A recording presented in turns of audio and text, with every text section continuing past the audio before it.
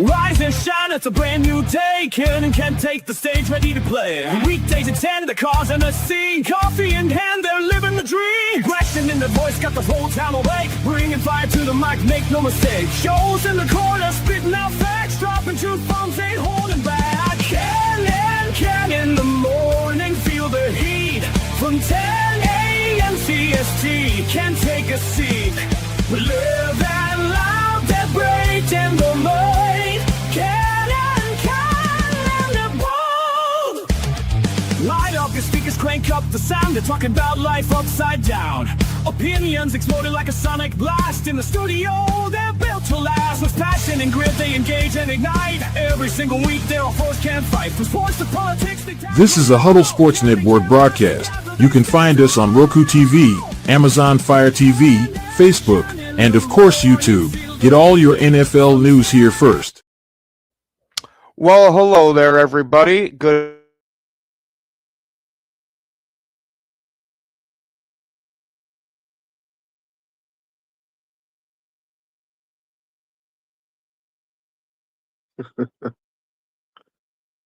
Ay, ay, ay.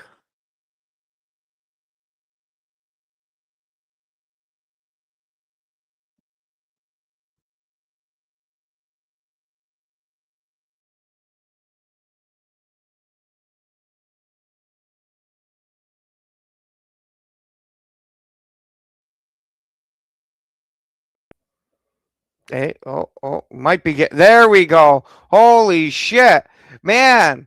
Freaking, we ain't having any luck. Made it all the way through the intro, and then all of a sudden, as soon as it went live, it just cut out, dude. Well, let's do this again. Welcome everybody to Ken and Ken in the morning, minus a Ken plus a Joe. Yeah, live from the backyard. Oh, well, we got a bit of head coaching news yesterday. You talking about Minter going to the Ravens? Yep. Yeah. And- so this is kind of interesting, right? Like, there was somebody on Twitter. He's like a beat writer or something, but he said that the Raiders were showing heavy interest in Minter, and that the Baltimore Ravens like jumped on it and made it, and basically like made him their head coach to sort of poach him away from the Raiders because the Raiders were showing heavy interest. But there's speculation that Minter isn't actually who the Raiders wanted, that they're playing a little subterfuge, a little game here, like, which, we've never really talked about this, but how much of that actually goes on in the coaching search, right? Like, where a team pretends that this is the guy that they want, so that another team picks him up, so that secretly it's like the guy you want is over here, right? Like, does that happen? It would be interesting if I wish we could get like an NFL coaching coach or executive to speak to us about that, but we're nobody, so One quick second there, Joe. We're massively sorry to hear that, JB, and prayers for your uncle. Yeah, sorry about that. Yeah, but unfortunately we're nobody, so we can't get like an NFL GM to speak to us about that. And they probably wouldn't tell us the truth anyway, because why are you going to give up your bag of tricks, right? I was going to say the best you could get is maybe one of these former executives that there ain't no way they're ever going back into the league. Maybe you'll get one of them to say something about that. But other than that, they're going to keep that shit real close to their chest. But since this was in your division that he came from, why don't you tell us there a bit about the Chargers DC? Because to me, he's a little bit of an unknown quantity. Well, I mean, just look at the way the Chargers played last year. Like, their defense was legit. Even with Khalil Mack going down for a good chunk, like they were good. And without Bosa, like, they still. I mean, Harbaugh has a lot to do with it too, because one thing about Harbaugh is he has really disciplined teams. But yeah, he's a good defensive coordinator, and I think he's actually a really good fit for the Ravens. I think he's better for the Ravens than he would be for the Raiders, which leads me to believe like maybe there's some truth to that rumor, that What? Why? you look Why? like Yeah. Why do you think that he'd be better for the Ravens versus the Raiders? well, because the Ravens have an already built offense. They have an already established defense. They have some aging players on their defense, but it's not anything that can't be addressed over the course of a draft and free agency or even 2 drafts. They can completely refresh that whole defense. But defense was a problem for them this last year because they have some aging veterans and like Marlon Humphreys, for example, he's been falling off for the last few years, and it's like they kind of just don't want to admit it. Like they really like the guy, but he's been a liability in coverage. They need some pass rush juice over there, and so I'm not surprised they went defensive head coach. It'll be interesting to see who they choose as their offensive coordinator. And speaking of which, so the Chargers lost their defensive coordinator, and then they hired, at least tentatively hired, Mike McDaniel as their offensive coordinator. But from what I'm reading, he's only the Chargers OC if he doesn't get a head coaching job. And the Raiders have not. The Raiders have not told him he's out yet as a head coaching candidate. So again, you got intrigue here because do the Raiders make the jump on Mike McDaniel so that he doesn't go become the OC for Harbaugh in their division?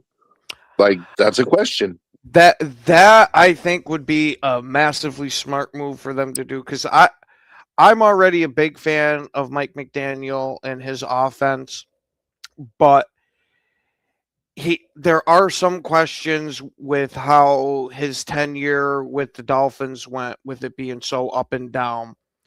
But I gotta say, with how I like his offense and that he is now going to be the offensive coordinator for your division rival, it to me it would be almost a no-brainer that I'm not going to let you get better by hiring this guy for OC if I think in any way he can be the head coach for my team.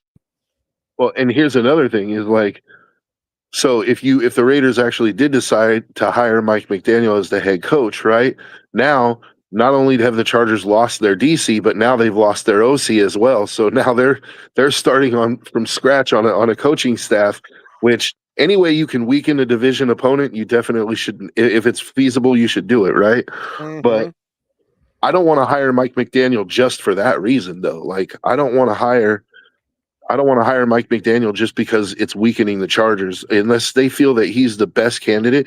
And I'll go ahead and say he's been one of my favorites for the candidates for the job since he got fired by the Dolphins. Even if he isn't the best candidate, but it's close, would that push the needle for you? I look at, you have to ask yourself several questions if you're the Raiders, right? One, is every good coach going to want to come here? Probably not. Like the Raiders have a pretty decent situation when you consider cap space, number 1 overall pick, some talent already on the roster. But then you have, issues like they fire coaches every year or two, right? Like there hasn't been a lot of patience shown with coaches to develop or to implement their vision. So I like McDaniel because I do think that he would be really good to help develop Fernando Mendoza.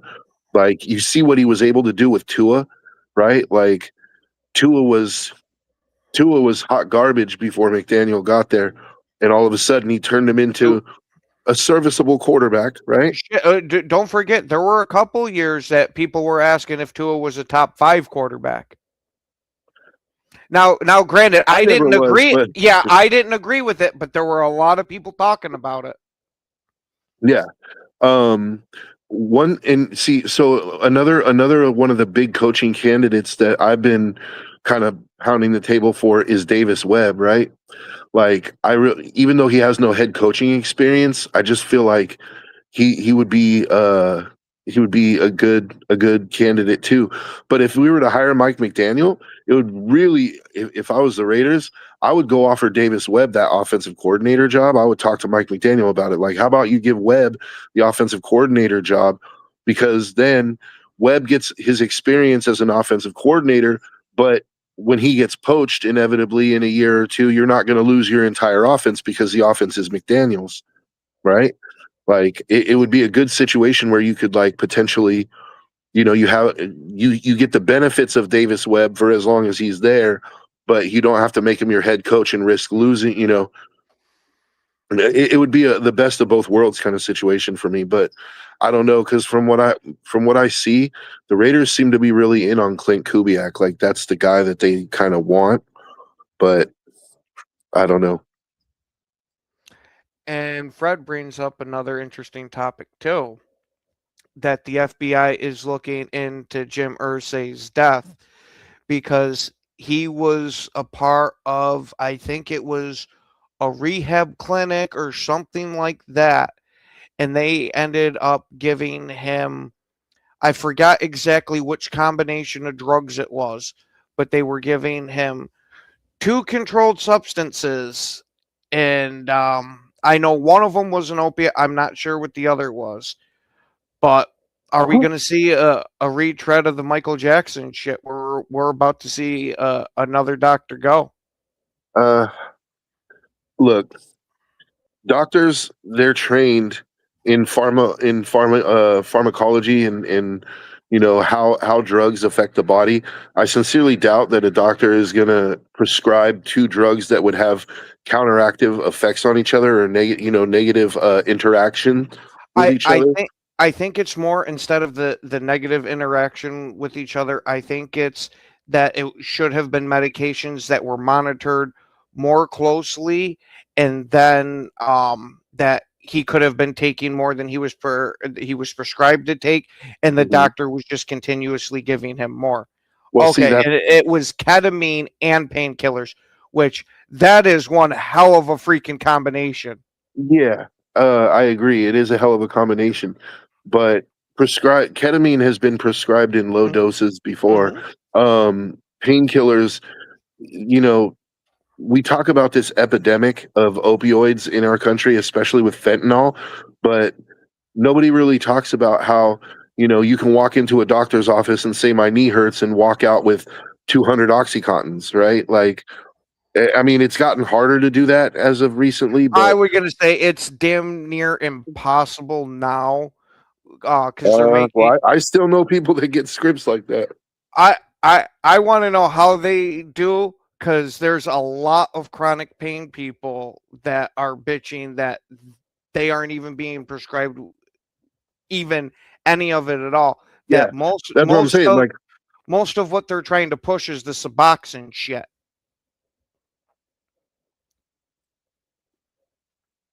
And they're trying to use that shit for fucking chronic pain.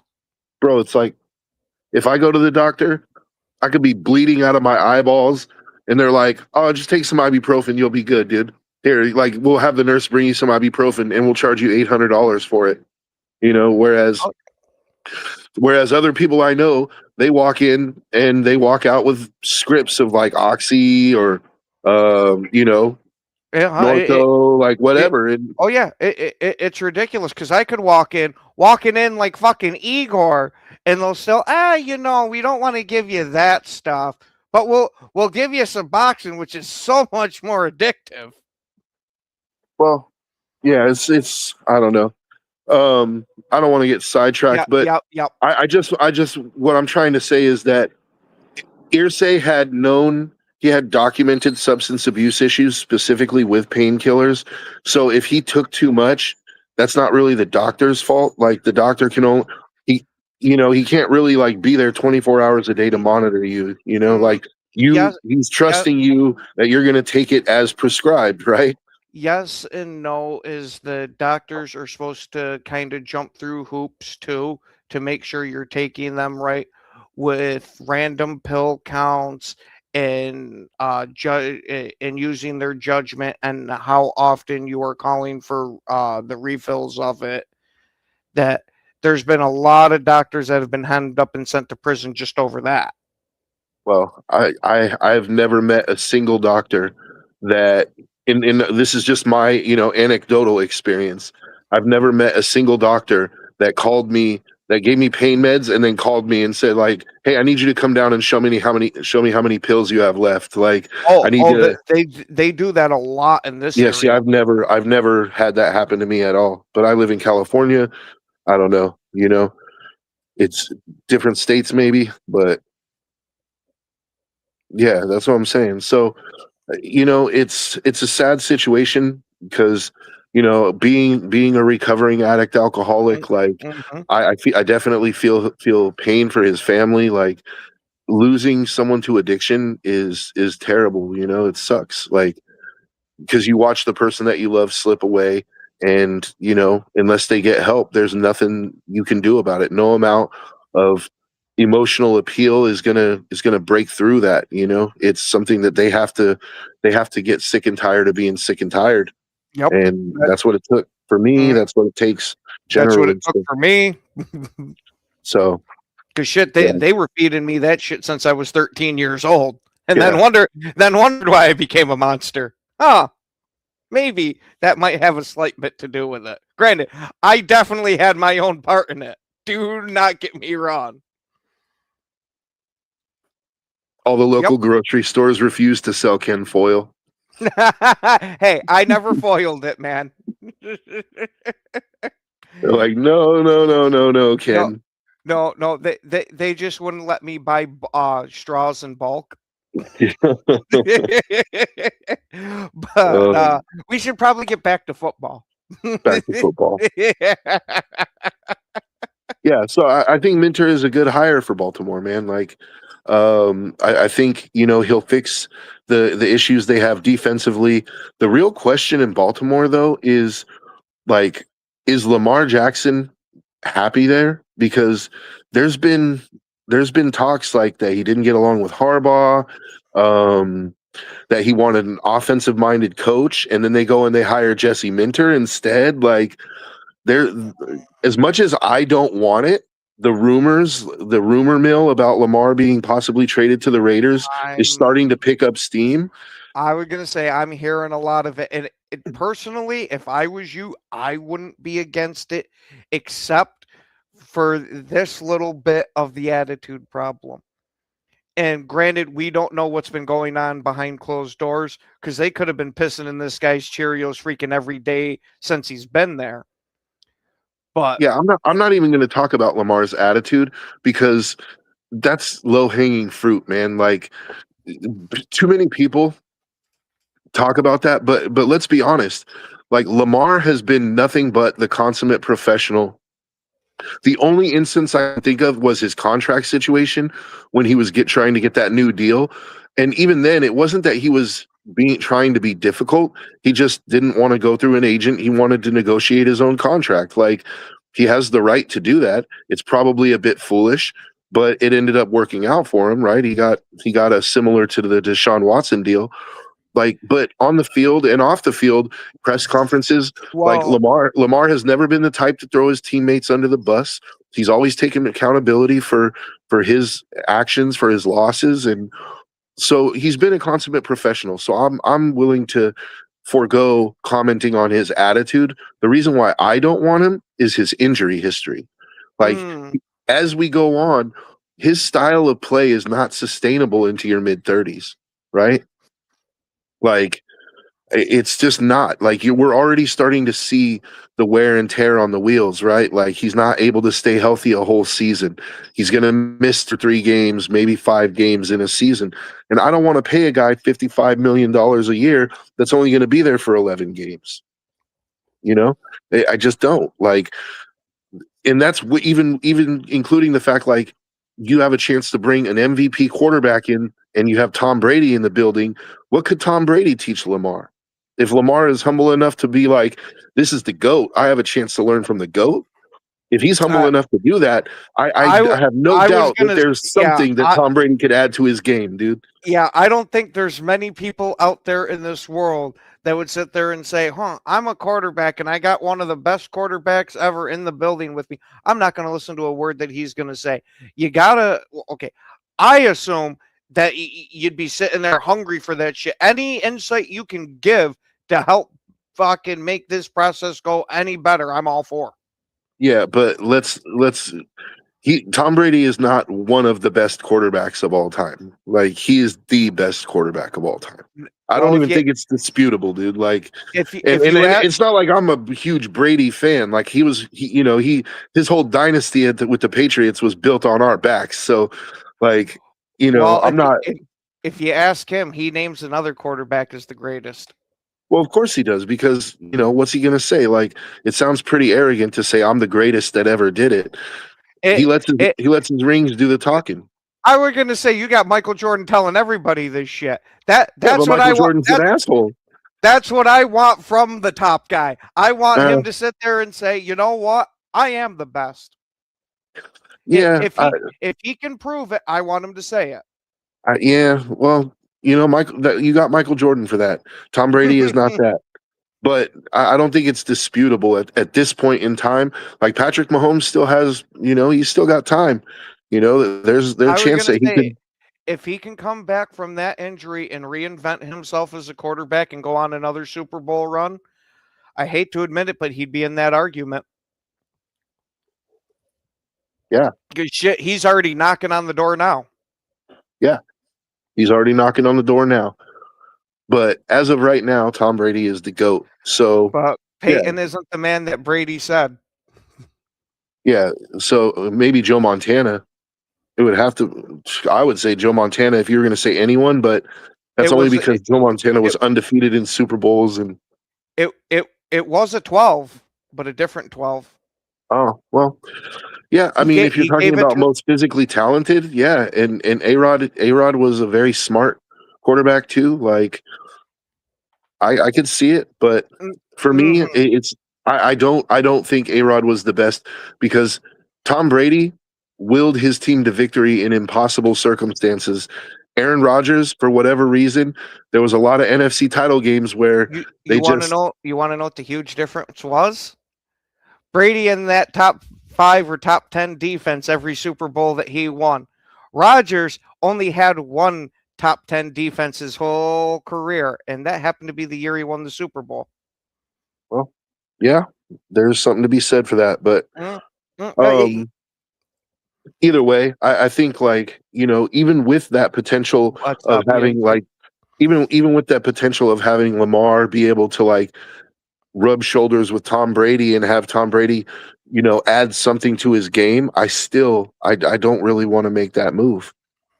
I know, and people will call me crazy, like, you don't want a 2-time MVP, but I'm going to tell you, dude, like, I would rather go with Mendoza, not because I think Mendoza is better as a prospect or a better quarterback, but because we get that 5 years of a rookie contract. We have $100 million in cap space. If we go trade for Lamar, guess what? Half that cap space off the top whacked, right? So now you're bringing Lamar into a situation where you have no offensive line really, and he's already a runner, right? What do you think he's gonna do when that pocket starts to collapse, dude? Like, we'll have Lamar Jackson for 2 games, and then he's on the bench. To be fair, with that shitty offensive line, I would much rather have Lamar Jackson that can go out there and run than have some dude try to stand in there in the pocket with a completely shitty old line that's just giving up pressure left and right. Because I think that's another way to have your quarterback on the bench after 2 games. And you're right, in a vacuum. But here's the thing. The Raiders have between 90 and 110 million in cap space. And so they're going to address that offensive line. I guarantee it. And I just want to point out, the Raiders' offensive line, yes, it was historically bad last year, but it was historically bad for several reasons. It wasn't that the Raiders have no talent on the offensive line. Okay? Jackson Powers Johnson is a good offensive guard in the league. He's shown that he can be a very good, probably even a Pro Bowl player. Colton Miller, Pro Bowl left tackle, right? The problems that we had last year were with the other guard position and with the center and with the right tackle. DJ Glaze took a huge step backwards. But the year before, when Brennan Carroll wasn't the offensive line coach, DJ Glaze was showing promise. So I tend to think that coaching was a problem. I think also Pete Carroll playing players out of position, insisting on putting Jordan Meredith at center and having Alex Kappa start over Jackson Powers Johnson because you just don't like him. And then Colton Miller getting injured halfway through the season. All these things played a role, right? But just realistically, if you look at the Raiders offensive line today, right? Going into this season, you have Colton Miller coming back healthy at left tackle. You have Jackson Powers Johnson that you can put at either guard spot. And then you have Caleb Rogers, who you drafted last year and finally got to see some playing time at guard as a rookie, and he actually performed pretty well. So you're looking at Parham. Dylan Parham is a free agent this year. I would probably get rid of him unless you're going to keep him for depth. Alex Kappa should be nowhere near our building. Jordan Meredith. So there are some key free agents this year. Baltimore's center, Tyler Linderbaum, he's a free agent this year, and Baltimore didn't pick up his fifth-year option because they don't have the cap space. So he's going to go somewhere. There's a chance that he goes somewhere else. If I'm the Raiders, that's my first free agent phone call. I call Tyler Linderbaum, and I say, what is it, $20 million a year? You want a market-setting deal? No problem, dude. Because you set the anchor on that offensive line. Now, let me just run this down for you, Ken. Let's say the Raiders managed to land Linderbaum at center, right? Now you have Linderbaum at center, you have Jackson Powers Johnson at right guard, you have Caleb Rogers at left guard, you have Colton Miller at left tackle. Is that already not a much improved offensive line from last year? Mm-hmm. And you have a full bevy of draft picks that you can go try to pick up a right tackle in the second round, right? Like there's that guy from Oregon, Isaiah World. He could play tackle. You can address the offensive line in a single offseason is what I'm saying. So that's why I say, but if you go get Lamar, I don't know if you can do that now. Like you might be able to go get Lamar and then get Linderbaum, but there's your draft, there's your cap money right there. Right. I hope they don't make a play for Brandon Ayuk because Ayuk just showed you that he's the kind of guy that can fuck up $120 million contract. Like, I don't want a guy like that on my team. Like, you signed a 4-year, $120 million extension and managed to piss that away with the Niners and get your guaranteed money voided. Like, I don't want that anywhere near my building. If I'm the coach, talented or not. Plus, he's coming off an ACL. Like, he's going to want to. Here's the thing: is he's going to want another deal like that 120 he just fucked up in San Francisco. I'm not willing to give him that. Like, if the Raiders were like desperate at wide receiver, which they kind of are, I might say, dude, I'll give you a prove it deal. I'll give you a 1-year, $10 million deal, and we'll see what happens. You know what I mean? Yeah, I think somebody's going to give him more than that. I can easily see a team paying him 15, 20 mil still. Yeah, and more power to him. And it might even be the Raiders. But I don't want him signed to a long-term deal until he proves it, And I don't mean proves his talent. I mean proves that he His can mentality. he can get along in a building, right? Like that he's not going to become a poison to the team. And he might be one of those guys you can only send to teams that have a rigid structure in place. And with the Raiders pretty well in rebuild mode, I wouldn't want to add that in if I'm you either.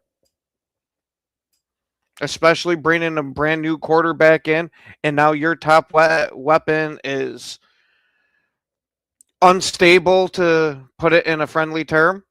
Yeah. See, this is why, like, the Raiders are kind of stuck at that number 1 pick. They have to take Mendoza because there's not another quarterback that's even comparable in the draft. I wouldn't be against trading it down. Like, I wouldn't be against trading out of that number 1 pick. I was just about to ask that you trade down and punt quarterback till next year. So the Jets have the number 2, the number 16, the number 33, plus they have 2 or 3 first-round picks next year, right? I would try to get as many of those next year's firsts as I could, and I would take, let's say, number 2 and number 33, right? So give me, I'll get, or even number 16 and number 33. Like, give me number 16 and number 33, but give me all of next year's firsts, right? Take a player at 16 who's a blue chipper, help your defense or help your offensive line, whatever, and then you could take a guy. I would be willing to take a chance on a guy like Trinidad Chambliss from Ole Miss. Like, I feel like he has a Russell Wilson comp, and I feel like that's pretty accurate. Like, a lot of times comps are just like, who can we get that looks the most like this guy, right? But with Trinidad Chambliss, I think Russell Wilson is an excellent comp. He really does play like Russell Wilson. He plays backyard football a lot, but he put up really impressive numbers at Ole Miss, and he put up really impressive numbers against legit defenses like Georgia. Like, he shredded Georgia, dude. Really? So yeah, he shredded Georgia's defense. Like, didn't you see that? You didn't watch the game in the playoffs? He shredded Georgia's defense. He threw for like 300 something yards. Like, and despite the fact that, he's not polished. That's the thing, is like, he's not polished. He's going to need work. But if you're punting on quarterback till next year, let him come in. And what do you have to lose, right? If he sucks, okay, you're going to suck anyway because you punted on quarterback. So you're going to be picking top 10 next year. So you have a top 10 pick in addition to the Jets picks that you could use to go up and get your Arch Manning, or, well, probably not Arch Manning, because I have a feeling that Arch Manning will probably go number 1 and nobody's trading that pick. It's like the Andrew Luck pick. Like, you could offer whatever you want. Nobody's going to probably give that up. But next year's quarterback class is going to have probably 5 or 6 top flight guys instead of 1. But with that said, if the Raiders, I feel like they're kind of stuck here, but being stuck with Mendoza is not a bad thing. Like, Mendoza has showed, he showed a lot of moxie and grit, and he has good traits, right? Like, he's a fast processor. He's able to go through his second, third reads. He's a tough guy. I mean, I don't know if you saw the national championship game, but he was getting targeted, bro. Like, Miami was coming after his ass. They were hitting him late. They were hitting him. It was like their coach told him, it doesn't matter if the ball's gone. Hit that motherfucker, like every single play, hit that motherfucker, and they were doing it. And he was just still getting up, and he was making the throws. That run at the end of the game to win the game for him, where he did the Elway dive into the end zone. It's like, come on, man. Like, that's the kind of guy I want on my team. A guy he's willing to put his body on the line like that for a win. That's the guy I want. But it just, yeah, we'll see. There's reason for hope if you're the Raiders. Like, I don't think it's as bleak as some people try. Like Stephen A. Smith the other day, he pissed me off. He's just basically like, there's nothing good about the Raiders, this and that. Like, just completely shit all over us, which is fine. It's Stephen A. Smith. I don't really, nothing he says really, yeah. Yeah, I don't take anything he says seriously. Well, other than the Detroit Lions being frauds and garbage. Yeah, to me, he's kind of like Skip Bayless, bro. Like, he's there for the reactionary takes. He's there to drive clicks, man. Nobody's gonna want Ayuk. Yeah, I agree. He's basically like on his way to being AB at this point. At least there's a guy in the draft that I would really like. Oh, go ahead. I was just going to make a joke. No, I don't want to interrupt a good Antonio Brown joke. Like, I was going to say, at least AB had the cover of Vontaze Burfict turned his brains into scrambled eggs. What's Ayuk's excuse for this one? I don't know. Mr. Big Chest. Yeah. Yeah, and I've been talking to a few Steelers fans too, that I'd said that Mike McCarthy's going to be absolutely freaking horrible for you. just just for the whole fact of what we saw with the Cowboys and the end of his Green Bay tenure. Dude. See I this. I don't think he's motivated to really win. I think he's just happy collecting the paycheck. Honestly, Bro, see this. Normally, I wouldn't push back, and I'm even taking into account that you know a lot more about Mike McCarthy than I do because he was your head coach for many years. But I'll just say this: he had the Cowboys at 12-5 and in the playoffs 2 years in a row. Like, I to say that he's not motivated to win is, I think he would provide the Steelers with offensive consistency that they haven't had in a long time. Does that mean that they're going to win rings? I mean, there's a lot that goes into winning rings, dude. It's not just that, right? But look at the Steelers' problem for the last 10 years. What has their problem been? needing a quarterback. That's one thing I will give him. He does work well with quarterbacks. But my whole thing is it is massively stuck in my mind the ending of his Green Bay tenure where he wasn't even out there for the practices. He was in his office getting massages. Well, you heard from Cowboys players about him not being in team meetings and not seeming like he was invested. This is where I now call this a core personality trait and not just, hey, shit happened. Okay, and that's fair. I'm not pounding the table for him to go to Pittsburgh. I'm just simply saying that I think there's worse. I think that they could do worse. And Yeah, I do believe that Mike McCarthy could add some offensive stability to the Steelers, which is something that they desperately need.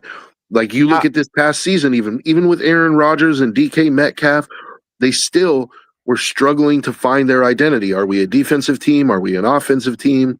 now, if it was bringing him in as an OC to a defensive head coach, I would be all over that because you got, again, like Dable there, somebody to keep the thumb on him. But instead of Dable being the attitude, it's, hey, make sure you're paying attention to these practices, dude. Yeah, but Mike McCarthy is a Super Bowl winning head coach. Is he really going to want to go be an OC somewhere? Is he really a Super Bowl winning head coach, or did he luck out that Aaron Rodgers was on his team with a top 10 defense? Because that narrative is out there.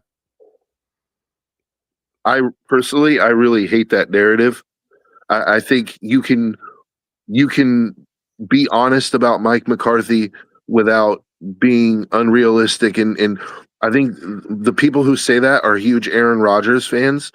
But and believe, don't get me wrong, I'm an A-Rod fan too. Like he went to Cal. I'm a Cal fan. Like I love A-Rod, dude. But to not give Mike McCarthy any credit for that season whatsoever, I feel is just dishonest. Like, yeah, you had Aaron Rodgers, you had a top 10 defense. Your offense was probably like close to number 1 in the league, right? Like you were killing people, but that doesn't happen just because you have Aaron Rodgers. Like Mike McCarthy had a part to play in it, And granted, later on in his tenure, like Aaron Rodgers was like, "Nah, I'm just going to call the plays." Like, not just that, he would literally turn to the sideline on camera and shout at him, "Stupid fucking play," and made sure he announced every bit of it so the camera could catch it too. Now, I might shit on McCarthy, but to your point of it, when he first came into Green Bay with what he did with Favre in the beginning of Rodgers' career, that offense was outstanding. It's just he never adapted once that offense grew stale. And we saw even a lot of it come out with the Cowboys too, that they were just running old Packer plays. Yeah. And so, like I said, maybe McCarthy isn't the right guy for the Steelers, but I just felt like he could offer them some offensive stability, which I'm looking solely at the Steelers' needs. The Steelers need offensive stability like a crackhead needs a hit. You know what I mean? They for the last 10 years, the Steelers' problem has been they have no offensive consistency, right? They don't have a quarterback, and if they have they haven't had a quarterback. And besides not having a quarterback, they either have receivers that aren't very good or receivers that they can't get to. I mean, they had George Pickens on their team. He couldn't do anything with him. And now look, he's in Dallas. He's absolutely killing it, dude. What's the difference? You put a guy like Dak Prescott there, who in my mind, like, he's a great regular season quarterback, but he's nobody that I would want in the playoffs, right? Like, so even with serviceable quarterback play, like, you see what Pickens turned into, right? Like, so I just feel like he would offer them some offensive stability. But there are other candidates out there, right? And the Steelers' job has to be attractive to people, right? You have an organization with a track record of winning consistently, like making the playoffs and just getting bounced in the first round, right? So if you can improve on that, you're already like, you're doing well. Like, you're coming into a team that barely made the playoffs. So they have some needs, and you definitely need the quarterback of the future in the building, right? But you have the luxury of having Aaron Rodgers there potentially for another season. So if I'm the Steelers, I do whatever I got to do to get Ty Simpson from Alabama, and I let him sit behind Rodgers for a year. Because I actually believe Ty Simpson, like, I think going back to college would have been good for him for another year. But if he's going to come out, he needs to sit a year at least. And sitting behind Rodgers, you know Rodgers is going to teach him shit. Because not only did we see that with Love, but he even tried to take Zach Wilson under his wing. Now, granted, that one didn't work out, but I think that's because he got thrust back into the spotlight too early and didn't get a full chance to sit there and learn again. I mean, there's worse situations to be in, I don't have very much confidence that the Steelers are going to be very good this year with Rodgers. Like, just being honest, Rodgers has reached the end of his physical ability to play at a high level. Like, he'll have a game here and there, but his time of being a consistently great quarterback is over. And so I don't have high hopes for the Steelers for winning a lot this year. And I think that's okay. Like, you have 20 straight years of no losing record, right? And look where it's got you. It's got you drafting high, middle of the pack. Like, now, I 1000% believe that Rodgers would not give a flying fuck if he did, tried, or whatever. He'd probably laugh his ass off and call up his old man and say, "Hey, look what happened." Yeah, Rodgers is not the right guy to make that joke about, because he doesn't really care about his parents. He's already made that clear. But I don't know, man. The Steelers is a good position. It's an attractive opening, but there's definitely some needs. And I'll go ahead and say it. The Steelers need to go ahead and suck for a year. They need to go ahead and suck for a year and infuse that team with young talent. Getting those high draft picks every round. Like, if the Steelers can get into that top 10 every round, like, that will help their team. So, yeah, I don't know. I also think a guy like Kubiak would probably go over there and do well. He could provide some offensive spark there. But the Steelers still have needs, and they have an aging defense. TJ Watt isn't getting any younger. They got Jalen Ramsey over there. They have some aging players. So are you almost suggesting fuck it and almost tear the Steelers down into a rebuild? Since you have already an aging defense, why not trade TJ Watt for what you can get out of him? If you're going to do that, now would be the time, or even possibly last year. But yeah, you could still probably get a pretty decent haul for TJ Watt. So yeah, I would say go ahead and lean into the rebuild, dude. Like, go suck for a year, maybe even tank. Like, I know the Steelers probably aren't going to do that, but you might not really if the season starts out bad for you anyway, it might not seem like such a bad idea if you're sitting at 2-5, you know, like just go ahead and tank it out, get yourself one of these top quarterbacks next year and start the rebuild process. You know, you have players. Just for the sake of fucking argument here, imagine you get a Manning in for the Steelers at quarterback. Imagine with a franchise with a history of being pretty much perennially good, and you're going to add possibly a superstar quarterback to that. That unfortunately sounds like the makings of a new dynasty. If that's what you're going for, it's going to take sucking. You're going to have to suck for a year, you know, maybe two, like but at least one. And you're going to have to dump those high price contracts that you have right now. And you're going to have to start playing your young guys. You know, I mean, you have some guys who aren't old, like Porter, for example. Porter's a really good corner. Oh yeah. Yeah. I'm keeping him. Yeah, I'm keeping him. Like, I'm not saying to tear the whole thing down, but guys like TJ Watt who are making 30, 35 million a year, like that's got to go. You know, you can go and you can get a defensive end in the draft on a rookie contract.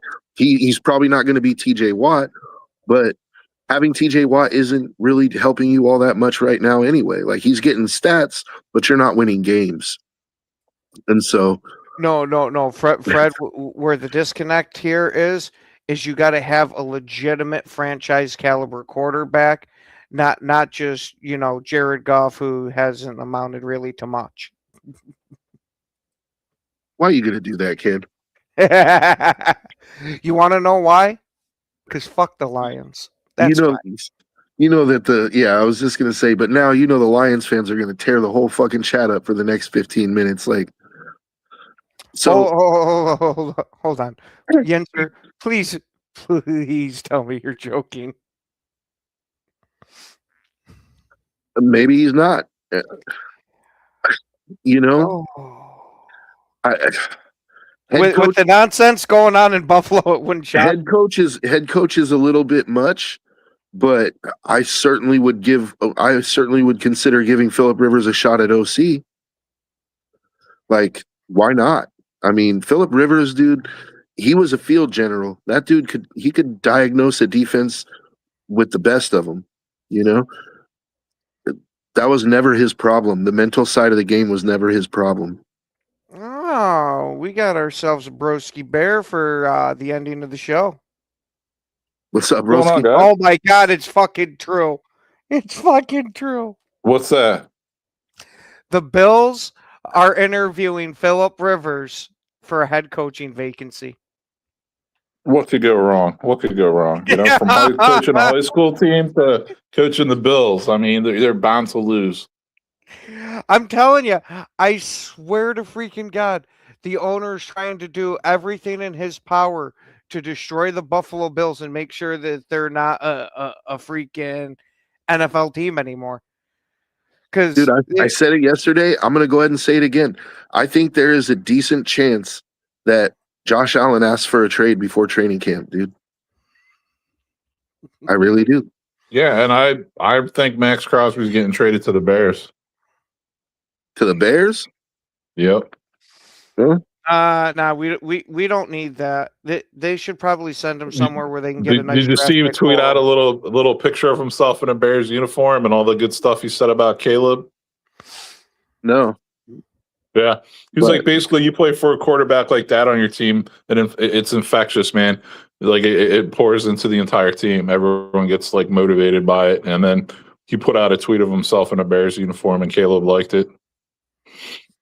And I found out his contract is only after the season. It's like $28 million team options, like every year, like after next season. So like. The team he's getting traded to, it's only 30 mil. It's only 30 mil for next season. He's severely underpaid for an egg of his caliber. Like, his contract makes him extremely tradable. I don't DJ want to Moore's trade getting paid like 25, 26, 27. They want to pair Mendoza with a young wide receiver so they can have Moore and Bowers for him to throw to. And I think it's going to happen, man. I think it's going to happen. Yeah, I Uh, also have been hearing a lot of rumors that the 49ers are going to make a significant push to try to trade for Max. Yeah, I would rather. I would not want to trade him to the Bears for DJ Moore. I'm sorry.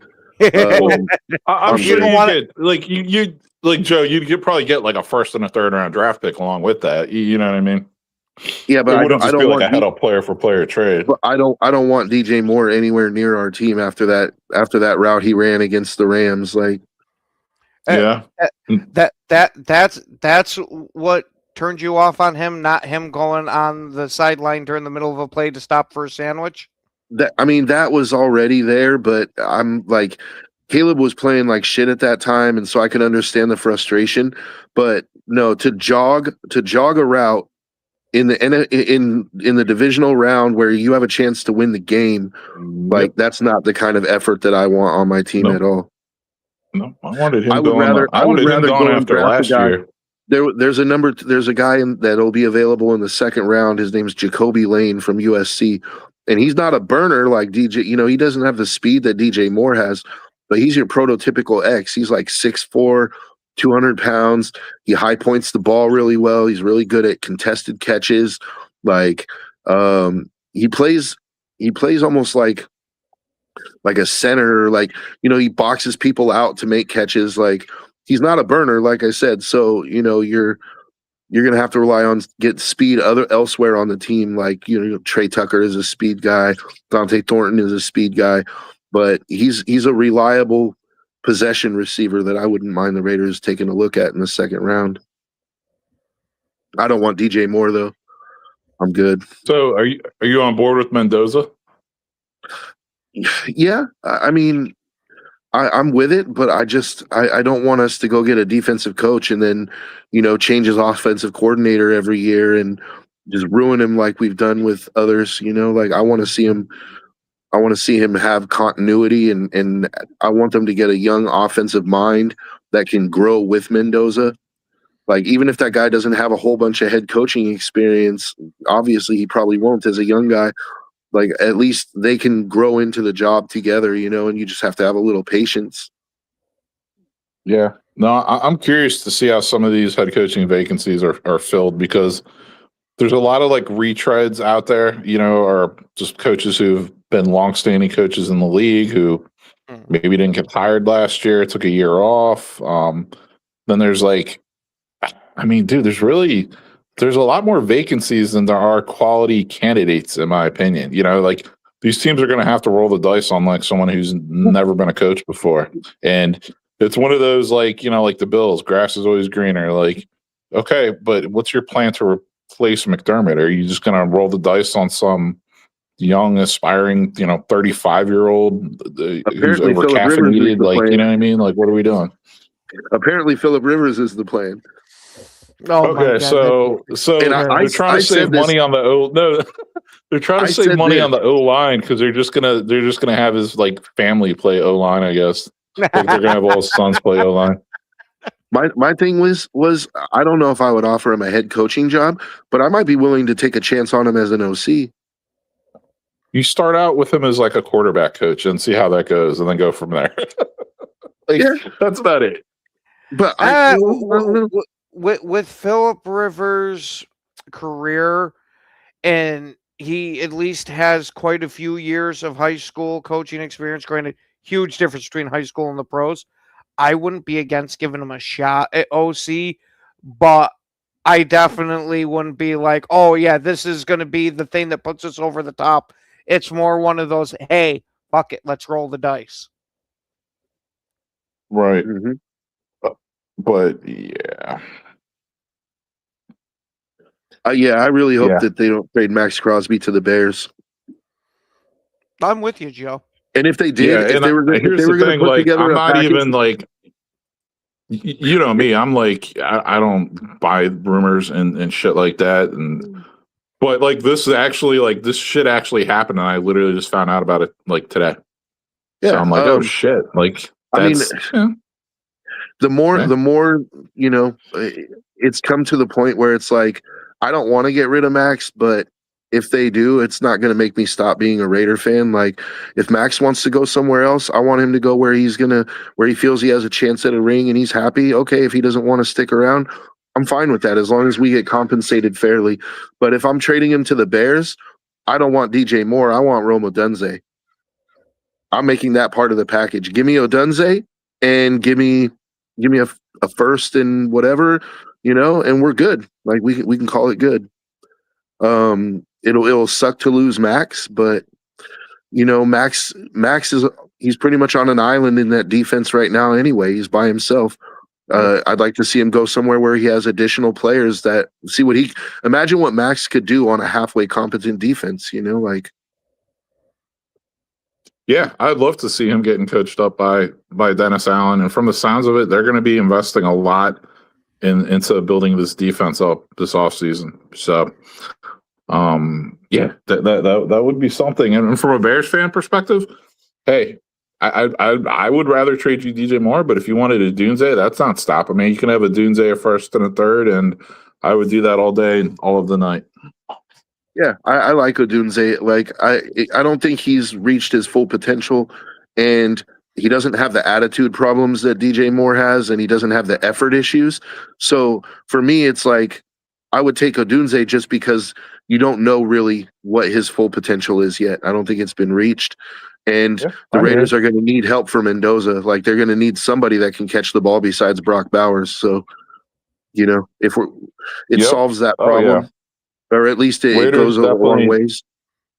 Yeah, they're definitely going to look to pair Mendoza up with, to me, like a receiver, a wide receiver. I mean, obviously they have Bowers, but they want a wide receiver to pair him up with as well. Mm-hmm. And honestly, like, if you look at, I was just talking to Ken about it. Like, Linderbaum is a free agent this year. That would be my first phone call that the Raiders make in free agency. I would call Tyler Linderbaum and I would give him his market setting contract, no problem. Because then you put him at center, Jackson Powers Johnson at guard, Caleb Rogers at other guard, Colton Miller at left tackle. You take in the second round, maybe you take Isaiah World from Oregon. Your offensive line is fixed. And then if you're going to trade Max, okay, cool. Like, now you got Rome Odunze, you got Brock Bowers, you got Ashton Genty.